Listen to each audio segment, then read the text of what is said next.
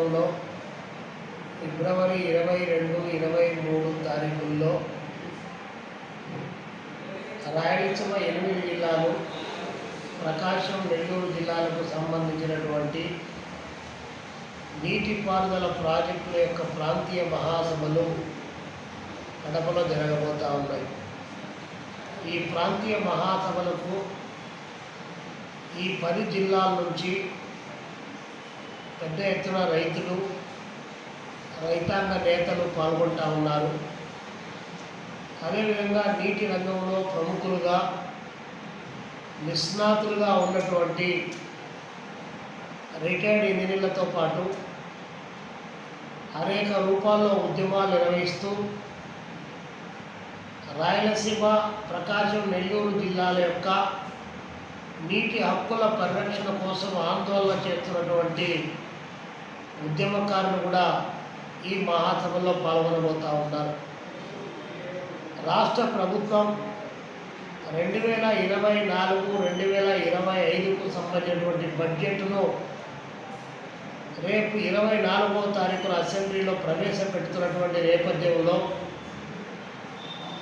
రాయలసీమలో పెండింగ్లో దశాబ్దాల కాలంగా ఉన్నటువంటి గాలేరు నగిరి ప్రాజెక్టు, హంద్రీనీవా ప్రాజెక్టు, తెలుగంగ, వెలుగొండ ప్రాజెక్టులకు కనీసం బడ్జెట్లో 15,000 కోట్ల రూపాయల డబ్బులు కేటాయించి ఈ యొక్క ఆర్థిక సంవత్సరంలో ఖర్చు చేయాలని చెప్పి డిమాండ్ చేస్తూ ఉన్నాం. చంద్రబాబు నాయుడు గారు 2 దశాబ్దాల ముఖ్యమంత్రిగా, దశాబ్దన్నర ప్రతిపక్ష నాయకుడుగా ఉండి ఈ ప్రాంతంలో ఉన్నటువంటి నీటిపారుదల ప్రాజెక్టుల పైన వివక్షత చూపుతున్నాడని దానికి ఇది ఒక ప్రత్యక్ష ఉదాహరణ. రాయలసీమలో ఉన్నటువంటి ప్రాజెక్టులు పూర్తి చేయమని ఒకవైపున డిమాండ్ చేస్తూ ఉంటే, దానికి డబ్బులు కేటాయించమని చెప్పి కోరుతూ ఉంటే, దీని మాట పక్కన పెట్టి గోదావరి పెనకచర్ల డ్యామును ఆ నీటిని ఇక్కడ తీసుకొని వచ్చి ఎత్తిపోతల ద్వారా రాయలసీమను సస్యశ్యామలం చేస్తామని చెప్పి సత్య దూరమైనటువంటి మాటలు మాట్లాడుతూ ఉన్నాడు. ఒకవైపున ఆర్థిక వ్యవస్థ చిన్నాభిన్నమైందంటా ఉన్నాడు, ఇంకోవైపున విధ్వంసం జరిగిందంటా ఉన్నాడు, మరొక వైపున ఖాళీ ఖజానా కనిపిస్తూ ఉందని చెప్పేసి బెంబేలెత్తా ఉన్నాడు. ఇంకోవైపున 80,000 కోట్ల రూపాయలతో గోదావరి పెనకచర్ల అనుసంధానానికి సంబంధించిన దాన్ని డబ్బులు కేటాయించి 5 దశల్లో పూర్తి చేస్తానని చెప్పి ప్రకటిస్తూ ఉన్నాడు. మొదటి 1, 2 దశల్లో పూర్తి చేయడానికి 40,000 కోట్ల రూపాయలు ఖర్చు పెడతాం.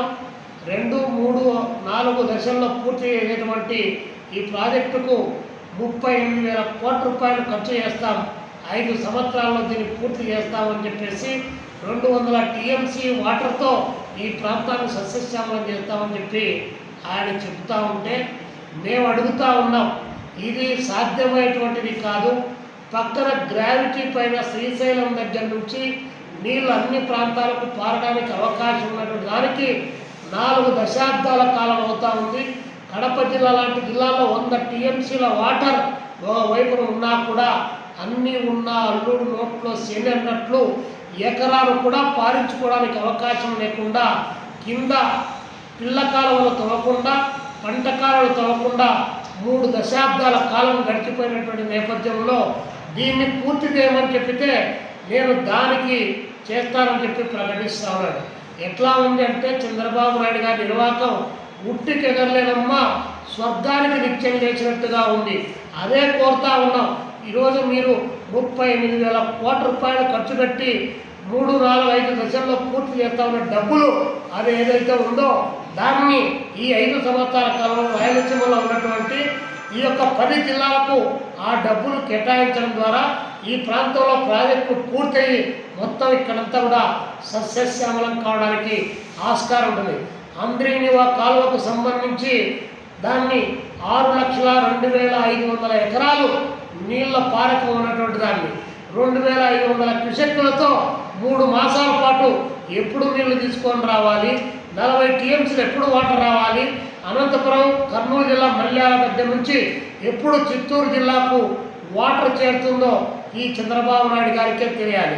ఆ కాలంలో 10,000 క్యూసెక్కుల సామర్థ్యానికి వెడల్పు చేయమని చెప్పితే దాని అతి గతి లేదు. కానీ ఈరోజు లైనింగ్ పేరుతో 906 కోట్లు డబ్బులు కేటాయించబోతున్నామని చెప్పేసి దానికి కావాల్సిన జీవోలు కూడా ఇచ్చారు.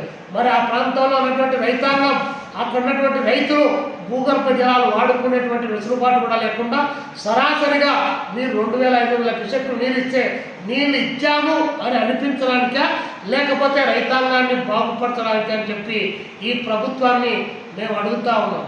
ఈ నేపథ్యంలోనే రాయలసీమ మరియు నెల్లూరు ప్రకాశం జిల్లాలకు సంబంధించినటువంటి నీటిపారుదల ప్రాజెక్టులకు సంబంధించినటువంటి అంశాలపైన చర్చించడానికి కడప వేదిక కాబోతా ఉంది.